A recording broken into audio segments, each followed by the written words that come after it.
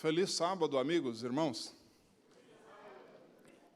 Uma alegria estar com vocês, depois de um bom tempo, né, que a gente não vem aqui. E aqueles que não receberam e que gostariam de receber o livro Orientação da Criança, se por acaso não receberam, as lições estão sendo distribuídas a cada semana no WhatsApp. Então, aqueles que gostariam de acompanhar, solicitem a Marli e outras pessoas da igreja que conhecem, a Mari também, e podem incluir o nome de vocês. Aliás, esse livro, eu estava pensando, orientação da criança, na verdade, é orientação de adultos. Porque a Bíblia diz, se não vos tornardes como crianças, não entrareis no reino de Deus. E esse sábado, o capítulo, vocês sabem, quem leu, qual é o título? Vamos fazer aqui um teste da semana. Qual o título?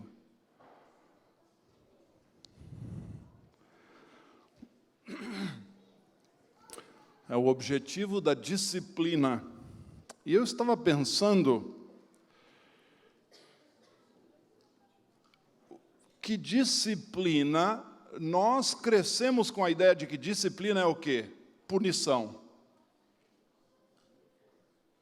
E disciplina não é punição. Eu fui buscar no dicionário o que quer dizer disciplina e olhem o que eu encontrei. Obediência a regras, aos superiores e a regulamentos.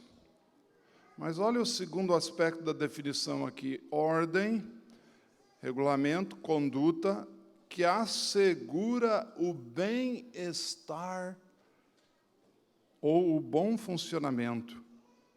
O bem-estar das pessoas, dos indivíduos, ou o bom funcionamento de uma organização. Então, na verdade, disciplina tem a ver com uma única coisa praticamente. O bem-estar das pessoas. E o bem-estar tem a ver com felicidade das pessoas. Se eu perguntasse aqui para você, se você fosse contratar alguém, qual o valor que você acha mais importante na pessoa que você for contratar para a tua organização? Pode ser qualquer organização. Você pode ter uma firma de táxi, uma empregada, você pode ter alguém que faz a tua contabilidade. Quais os valores de caráter ou desta pessoa que você acha que seriam os mais importantes? Qualquer coisa, até para alguém fazer parte de uma banda aqui, do coral, na escola, vou contratar um professor, vou contratar alguém para fazer um trabalho na minha casa. Quais os valores nesta pessoa que você mais apreciaria? Podem falar. Compromisso. Uma palavra. Honestidade. Dedicação. Integridade. Competência. E aí vem muitas coisas. Se nós pudéssemos resumir a Bíblia e perguntar para a Bíblia quais os valores que a Bíblia fala que são de maior importância na Bíblia para, digamos, as pessoas que creem em Deus. Quais os valores?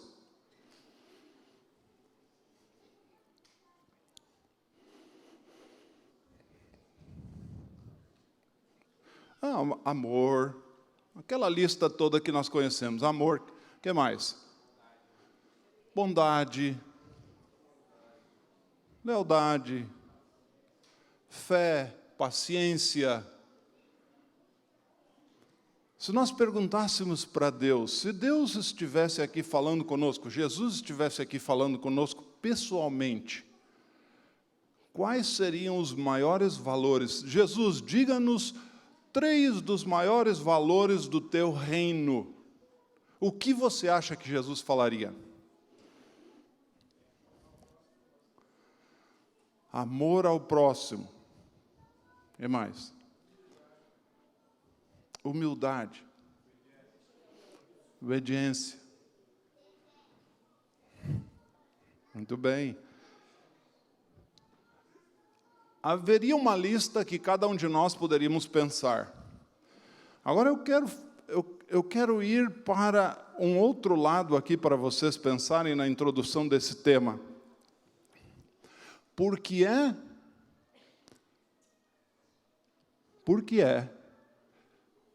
que Caim matou o seu irmão? Inveja, ódio. Haveria muitas respostas. Mas eu vou fazer uma outra pergunta ainda. Por que é que os seres humanos desobedecem?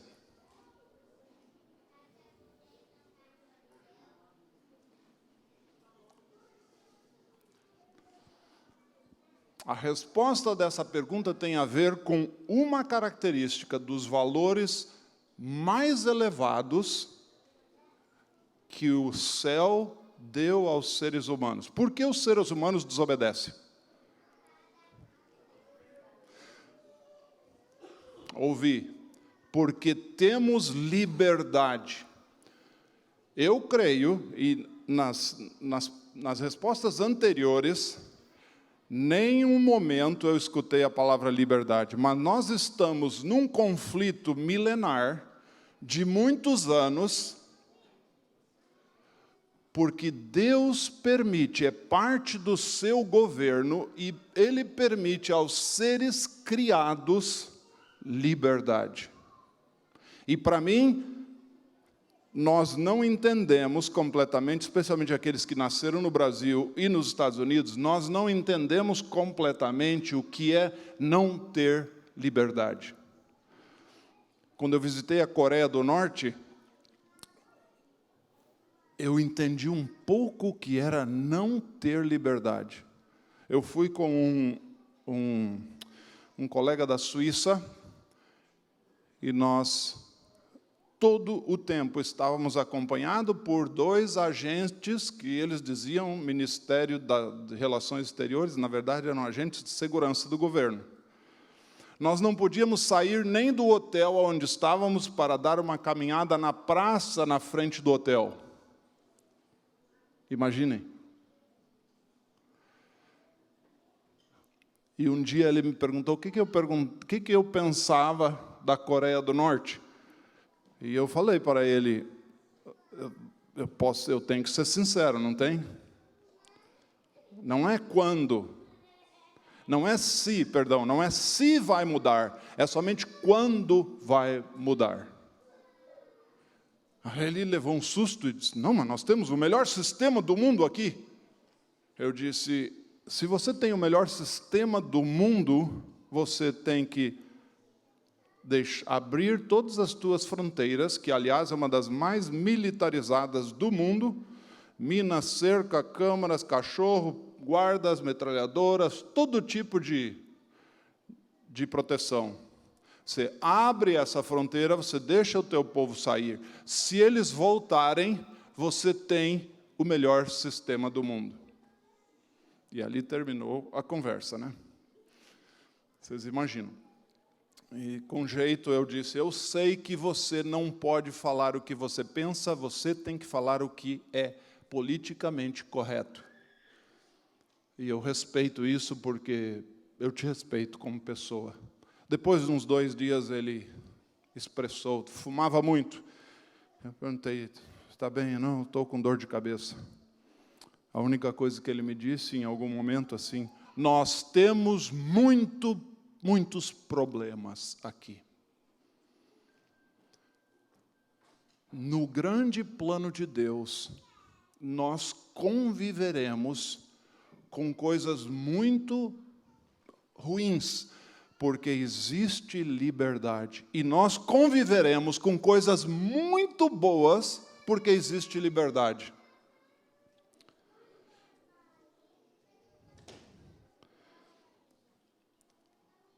Eu estava no Peru em setembro, no programa do I Will Go, 3.600 e tantos jovens voluntários se candidataram ou registraram para esse encontro. Muitos querem ser voluntários, quase 1.000 queriam depois, colocaram seu nome para serem voluntários, fazer um trabalho. Em algum momento, eu perguntei, porque eu havia trabalhado no passado no Peru, em algum momento eu perguntei aos amigos peruanos, por que Alan Garcia, que foi presidente do Peru 2 vezes, morreu? E aqui nós começamos a entrar um pouquinho no tema da disciplina. E os amigos do Peru me contaram que Alan Garcia aparentemente estava imune dos envolvimentos de corrupção da Lava Jato no Brasil, em que envolvia a empresa Odebrecht. Mas um dia, uma pessoa que nunca ele imaginou, o traiu, e a polícia estava esperando fora da sua casa para o prender. E ele não aguentou o impacto e se suicidou. Algumas pessoas dizem, devido ao seu envolvimento na corrupção da Lava Jato, da Odebrecht.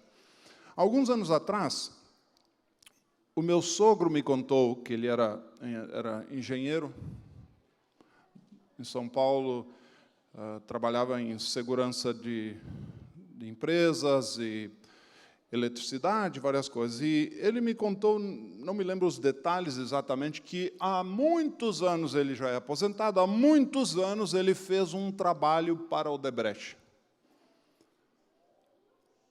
E ele me contou que, não me recordo agora se era o pai ou o avô de Marcelo Odebrecht, que não sei se ainda está na cadeia. Alguém sabe se ele ainda está na cadeia? Mas ele levou uma pena de 19 anos e esteve na cadeia. Parece-me que ainda está. Era o atual CEO, presidente da Odebrecht, há alguns anos atrás, quando o escândalo saiu à tona. E meu sogro me falou que, ao terminar o trabalho e no seu relatório, ele disse que haviam grandes irregularidades. E que a resposta do Odebrecht, não sei qual deles nesta época, foi: façam tudo para que esse relatório saia de acordo como nós queremos. E aí vocês entendem o que eu estou querendo dizer. E houve uma grande tentativa de mudar o relatório para favorecer a empresa. E o meu sogro falou: não posso mudar. Esses são os fatos. Eu tenho que deixar isso, porque isso até tem um risco para a empresa. Eu não posso fazer isso. Um risco para seres humanos. Mas a insistência foi muito grande, mas ele não mudou. E houve um descontentamento contra ele muito grande naquela época. Mas ele não mudou o seu relatório. Se nós fôssemos observar quem é que deveria estar na cadeia no lugar de Marcelo, se nós fôssemos poder fazer uma análise do passado e responder quem deveria estar no lugar de Marcelo Odebrecht na cadeia, provavelmente o pai ou o avô. Por isso eu estou dizendo que o livro Orientação da Criança é a orientação dos adultos. Porque ainda tem tempo para você e para mim corrigir algumas coisas más. Porque se nós não corrigirmos algumas coisas erradas da nossa vida, as consequências podem ser grandes. E porque nos valores do céu, do governo de Deus, a liberdade está entre os mais altos. A base dessa nação é a liberdade de consciência, liberdade religiosa, liberdade de escolha. Mas se as pessoas não escolhem corretamente, as consequências são grandíssimas. Quem sabe Alan Garcia não precisava ter se suicidado com um tiro na cabeça. se o pai e o avô, Norberto, o avô, e Emílio, o pai, de Marcelo Odebrecht, tivessem dado outra educação e outro exemplo aos seus filhos, ao seu filho. Só na eternidade nós vamos ver os resultados das nossas ações. E eu quero ler, esse será o texto da nossa consideração esta manhã, Apocalipse 3:19.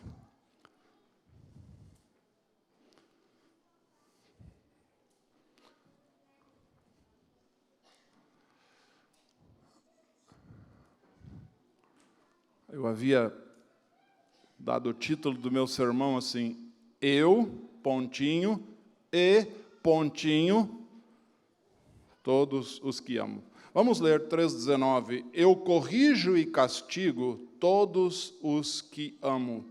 Portanto, levem as coisas a sério e se arrependam.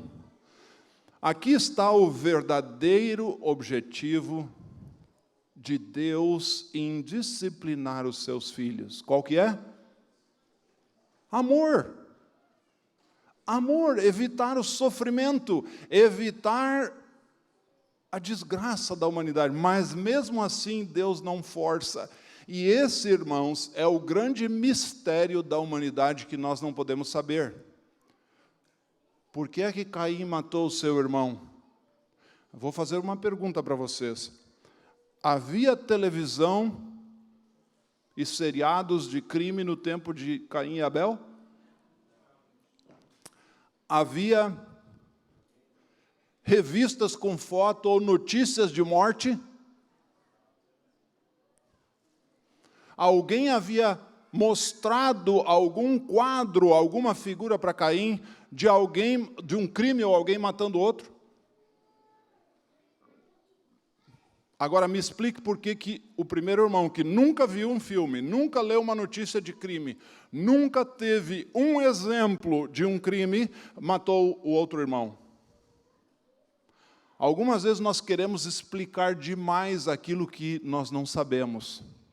Ah, essa pessoa fez isso por causa disso e disso e disso. Essa pessoa fez isso por causa disso e disso e disso. Cuidemos, irmãos, porque existem mistérios que nós não podemos penetrar. As pessoas, mesmo com a melhor educação, inclusive, imagino, Adão e Eva, algumas vezes choraram demonstrando arrependimento aos seus filhos. E o plano de Deus, mesmo assim, as pessoas têm liberdade de escolha. Eu cresci numa pequena fazenda. E eu me recordo que, às vezes, fazíamos travessuras. Criança normal faz travessura, e eu tenho até vergonha de contar algumas que eu fiz.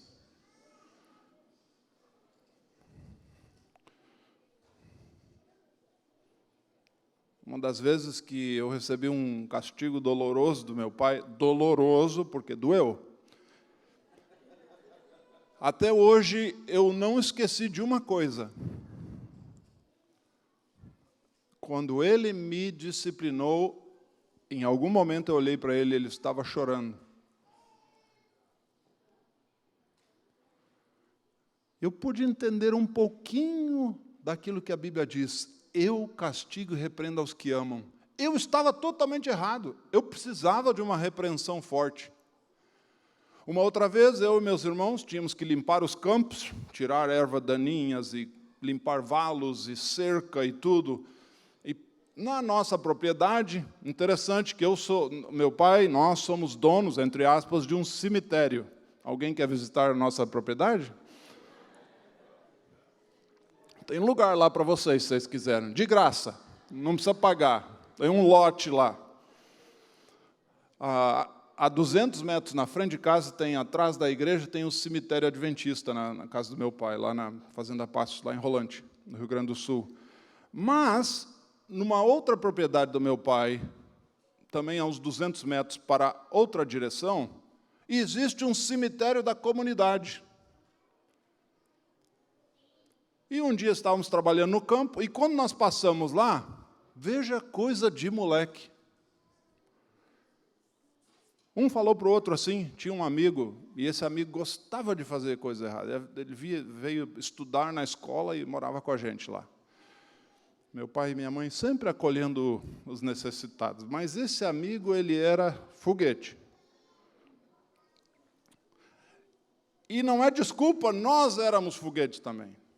Tínhamos que sempre estar aprontando. Então, era energia triplicada, quadruplicada. Éramos 5 irmãos, homens, e uma irmã.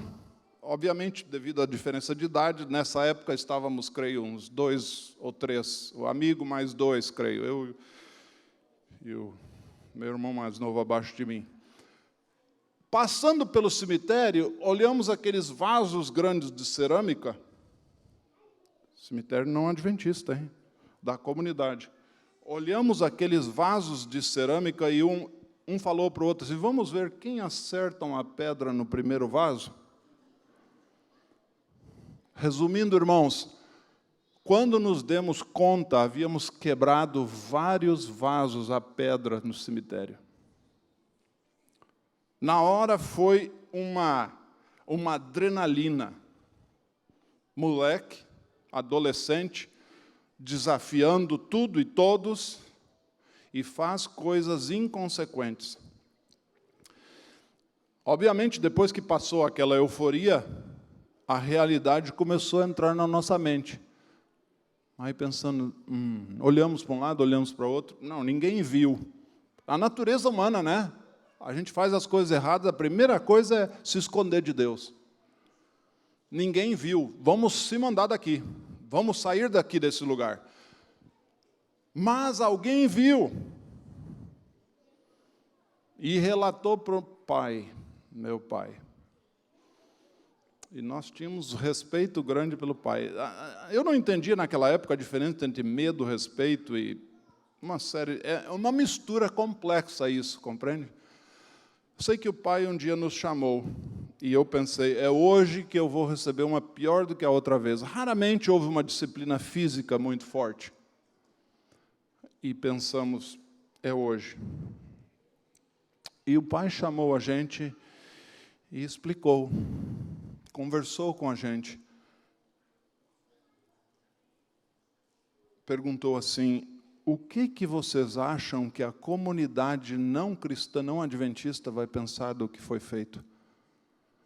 Aí começamos já, a vergonha começa a descer. Vergonha, uma mistura de medo, vergonha. E depois o meu pai pergunta também, vocês entendem as crenças deles? E o desrespeito aos mortos que vocês fizeram aqui? Vocês deram um testemunho terrível a nossos amigos, a nossa comunidade. Eu não vou disciplinar vocês fisicamente, mas vocês vão pagar com a mesada de vocês todos os vasos quebrados. Nosso plano de comprar bicicleta, porque era uma mesada pequenininha, mas a gente fazia planos assim, 1, 2, 3 anos, aquela mesadinha assim, em 2 anos vamos comprar uma bicicleta. O plano foi por água abaixo. E o meu pai ainda falou assim, e vocês vão pedir desculpas. A vergonha de pedir desculpa e a dor de trabalhar para pagar os vasos que quebramos foi muito maior do que a disciplina física. E aqui na lição existe não uma pergunta, mas para completar aqui, o objetivo da disciplina é ensinar a criança o quê?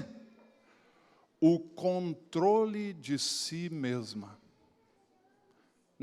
Naquele incidente, o meu pai me ensinou que eu tenho que controlar os meus impulsos e as minhas emoções, porque senão as consequências são graves.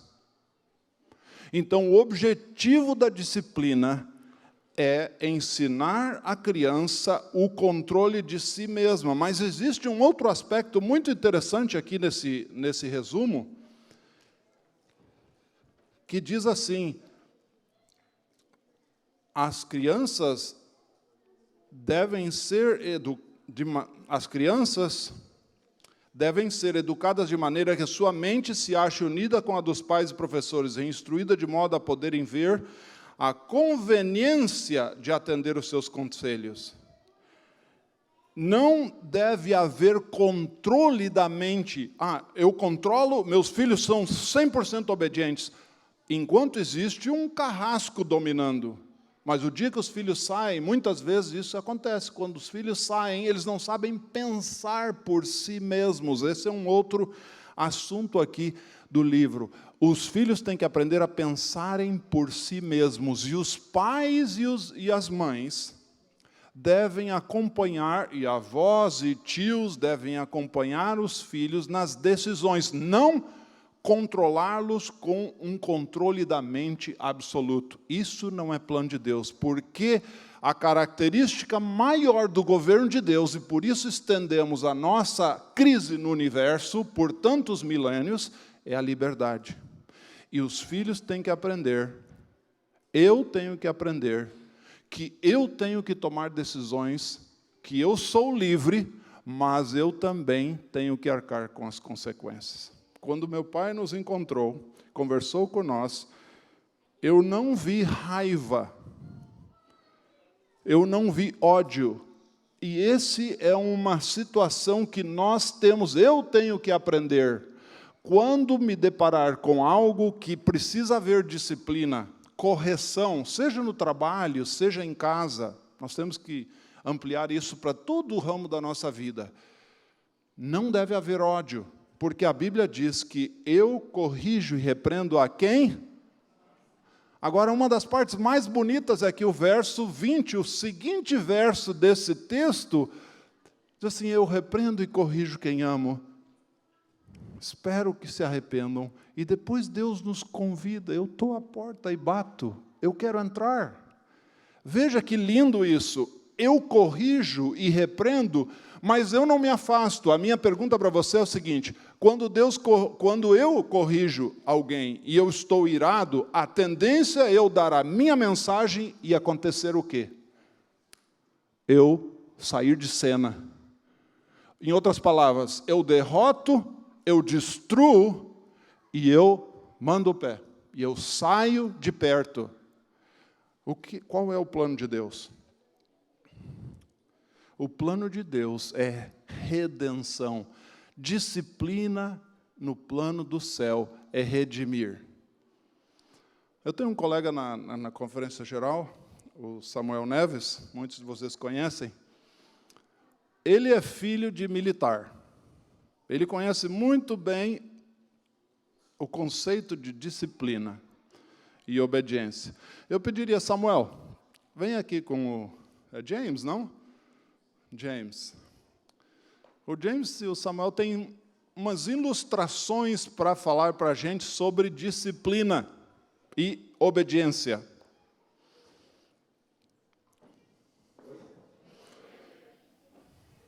Meu pai era coronel da polícia militar, mas ele casou com a minha mãe e encontrou o general dele, né?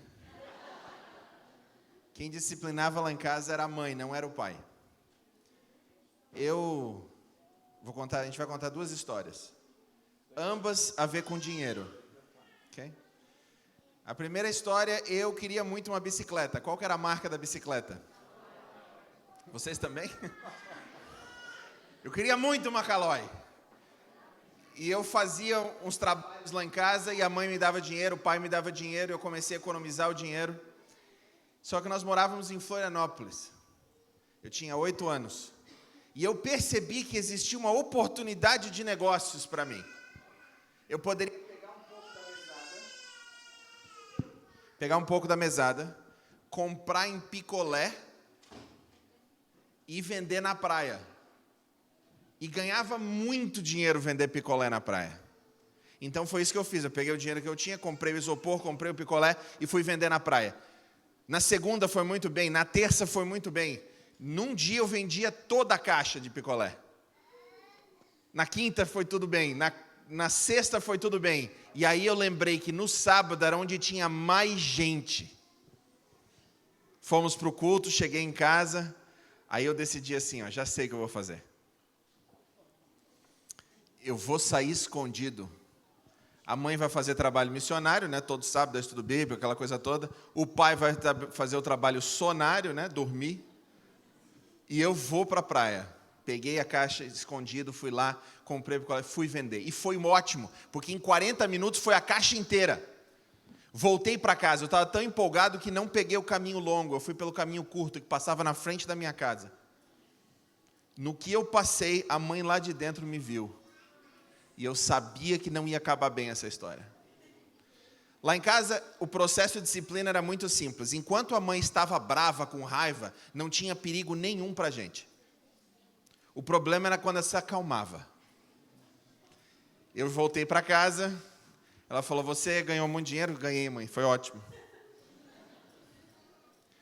Eu estou muito brava com você. Quando eu me acalmar, a gente vai conversar. E a mãe foi orar e foi ler a Bíblia. Aí voltou, falou, agora eu estou calma.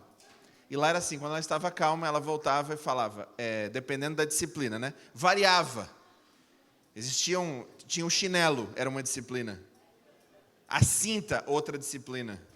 Quando era muito ruim, como essa situação, aí tinha a vara de goiabeira. Né? Aí ela falava, está aqui a faca, vai lá fora e corta uma vara e tira as folhas e traz para mim. Ir lá pegar a goiabeira doía muito mais do que a disciplina. Mas eu fui. Isso já tinha passado o pôr do sol, eu fui. No que eu voltei com a vara, a mãe falou, quantas varadas você merece? Eu que decidia.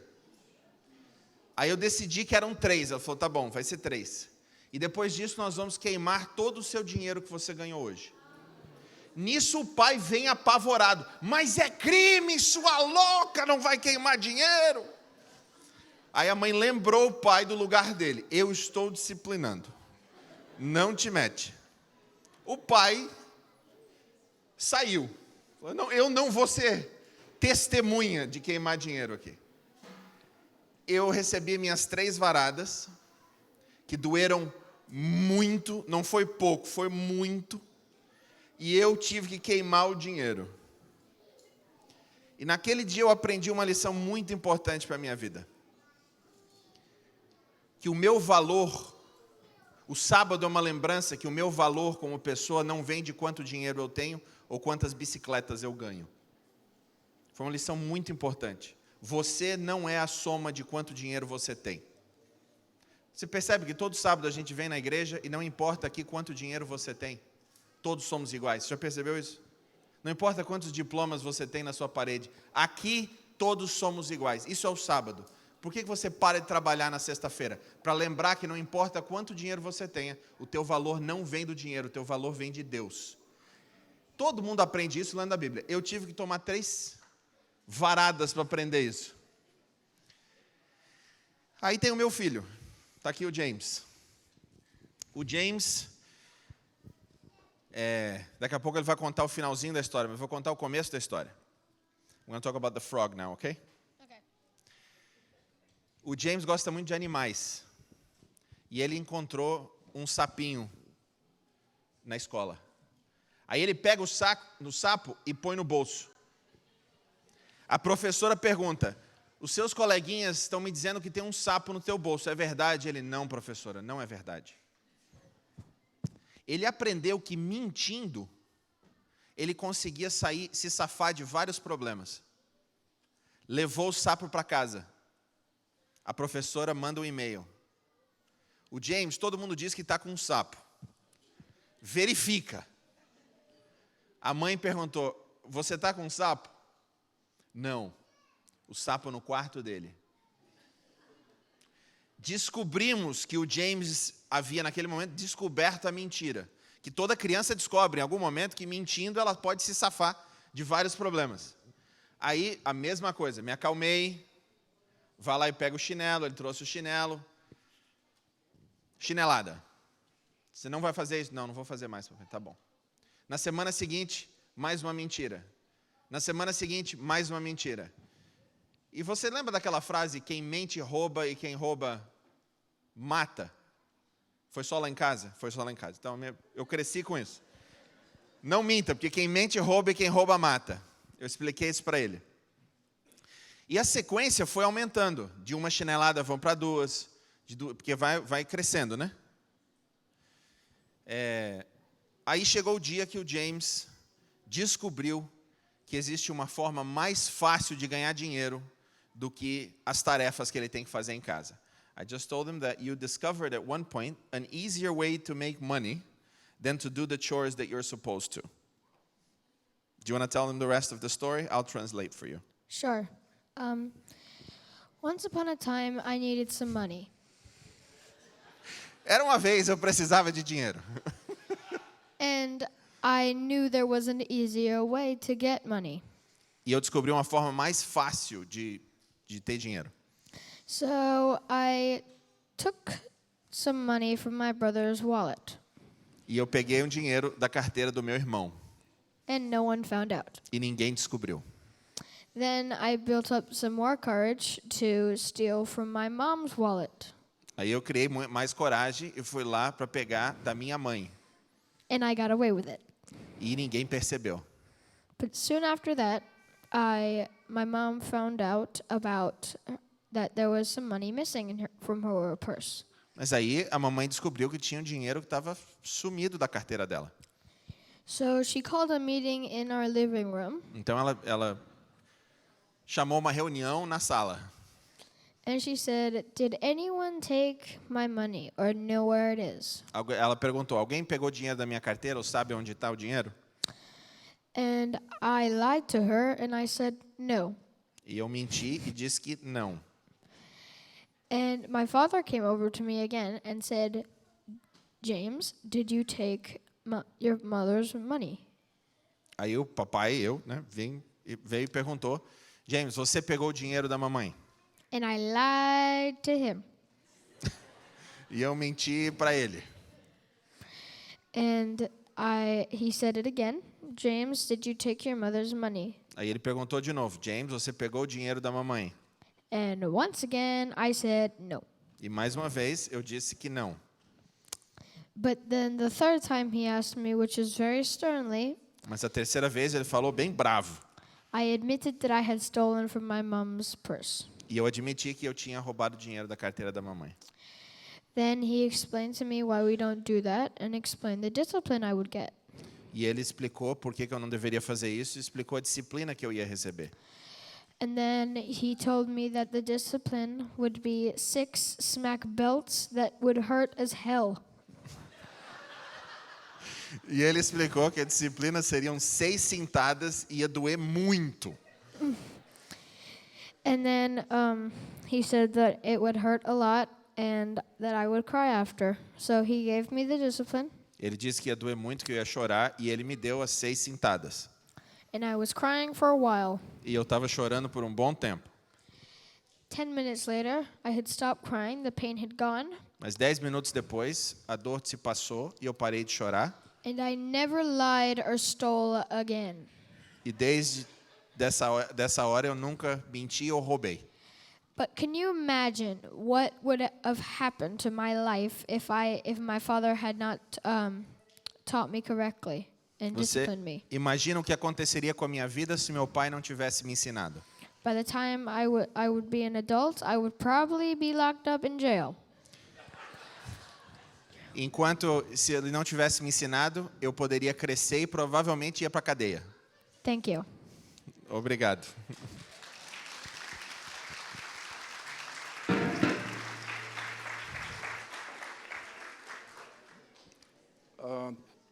Thank you so much, James. Obrigado, Samuel. Foi o melhor sermão que eu escutei em muitos anos. The best sermon, James. This is for all of us. Vocês imaginem a primeira ilustração que eu contei. Nós não havíamos combinado. Um dos homens mais ricos do Brasil com uma pena de 19 anos na cadeia, Marcelo Odebrecht. Eu não sei quantos anos ele vai ficar, ou já ficou, mas a grande pergunta é melhor desfrutar a vida num mundo onde você pode ir onde se quiser, mesmo não tenha muito dinheiro, ou ter toda a riqueza, se tiver sorte, alguém não matar ainda no processo, e estar dentro de um espaço bem pequeno, de 4 paredes, sem liberdade, sem poder desfrutar nenhum centavo da tua riqueza. Tudo porque um pai não teve a coragem de disciplinar. Obrigado, Samuel. Thank you.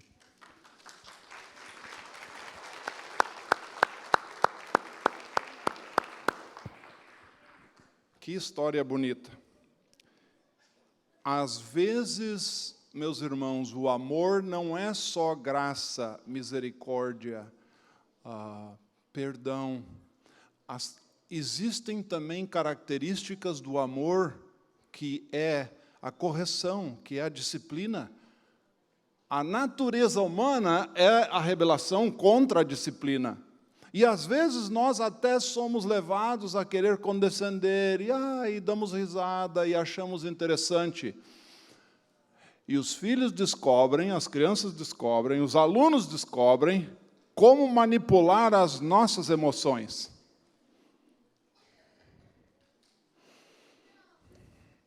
Nós estávamos fazendo uma viagem, primeira vez nos Estados Unidos com as minhas filhas. A minha pequena tinha, a Dani, naquela época tinha o quê, Jaque? 3 anos. 3 anos de idade. Carol tinha 5. E viemos com a sogra, né? Estávamos fazendo uma viagem para a Conferência Geral, lá em Toronto, e começamos na Flórida. E ficamos na casa de um irmão na Flórida por uns dias, e aí eles conversando, né, que aqui nos Estados Unidos a disciplina e não pode espancar ou bater nas crianças e tal, e as crianças escutam essas coisas que os adultos falam. E no caminho havia lá obviamente, crianças pequenas, uma longa viagem, horas e horas e horas no carro, num espaço apertado, as crianças precisam de soltar suas energias. E começaram as crianças lá atrás a discutir, a brigar e a acharem ruim, coisa normal de criança, né? Em algum momento, eu falei, gente, controlem-se, senão vou parar o carro. Depois a Jaque voltou, estava na frente também, virou para trás e começou a falar com elas, olha, se vocês não se comportarem, o papai vai parar, nós vamos pegar uma vara e nós vamos disciplinar vocês.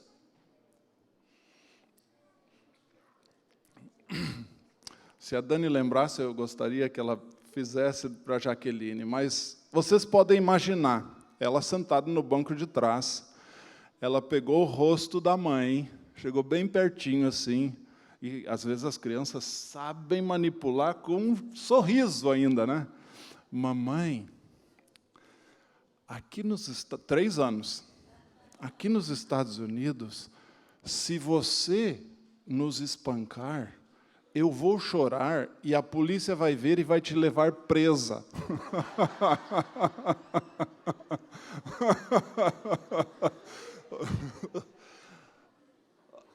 Foi mais engraçado, eu quase não consegui me controlar dirigindo, né? Mas eu não me lembro como a gente resolveu aquela situação.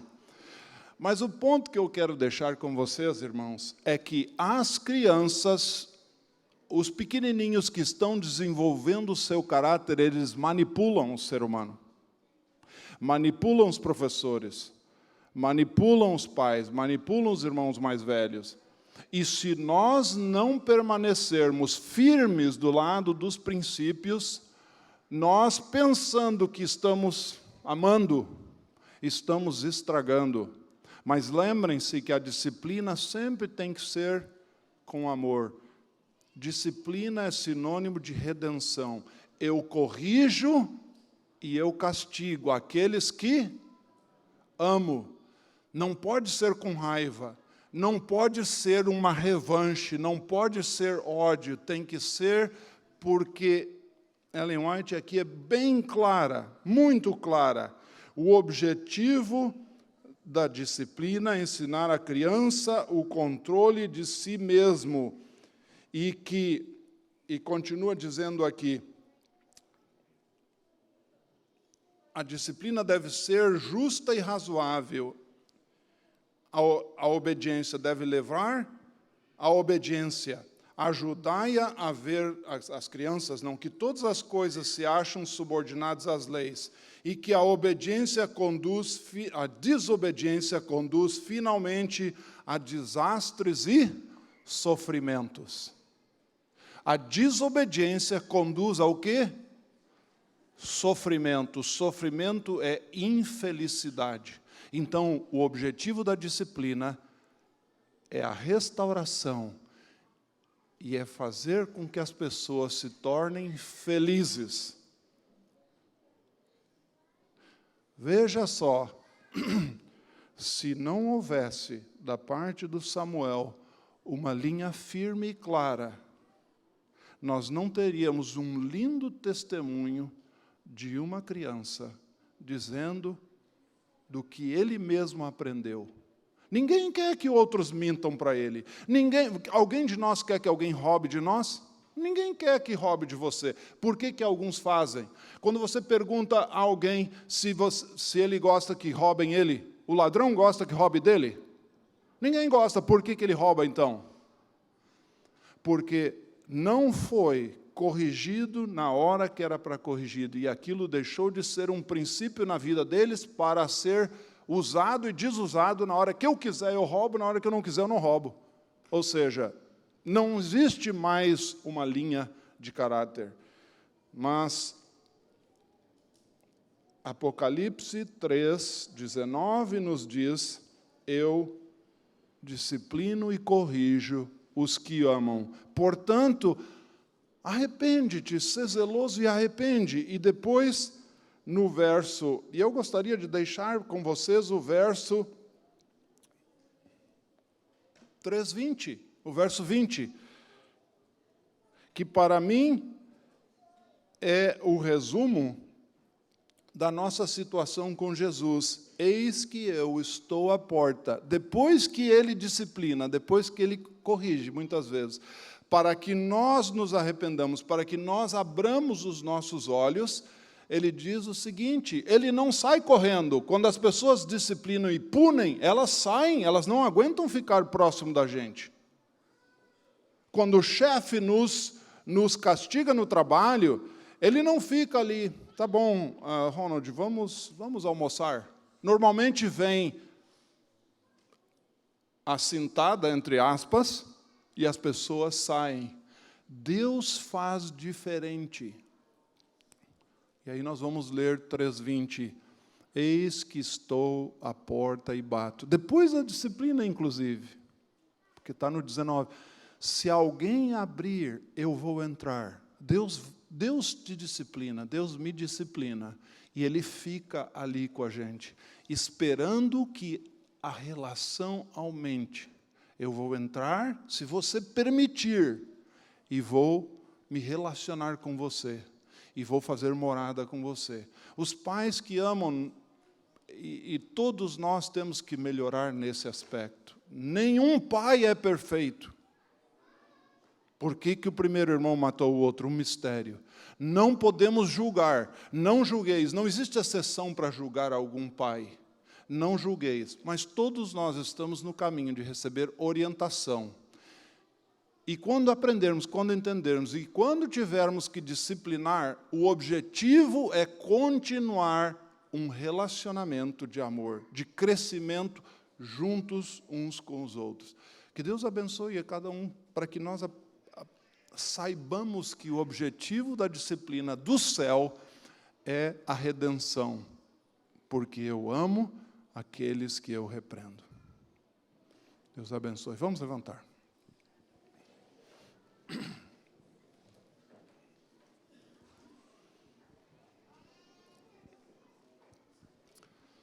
nosso Deus e nosso Pai, estudamos da Tua palavra que Tu és um Deus de amor. Até mesmo quando Tu disciplinas, Tu nos amas. E que o único objetivo para a disciplina do céu é a redenção e a salvação em amor daqueles que Tu criastes. Todos somos convidados, Senhor. E às vezes precisamos da Tua repreensão. Portanto, ajuda-nos a aceitarmos. Ajuda-nos a sujeitarmos a Ti e a Tua palavra. E nessa hora em especial, Senhor, eu quero pedir aos pais que estão, especialmente aqueles que estão começando a criar os seus filhos pequenos, que Tu os abençoes, que Tu dê a eles sabedoria, que eles possam aprender a passar valores e princípios eternos para os seus filhos, com o único objetivo de que os seus filhos sejam mais felizes, que os seus filhos aprendam que a obediência vai evitar sofrimento e infelicidade. Que a Tua graça repouse sobre todos nós. Nós Te agradecemos pela Tua orientação. Amém.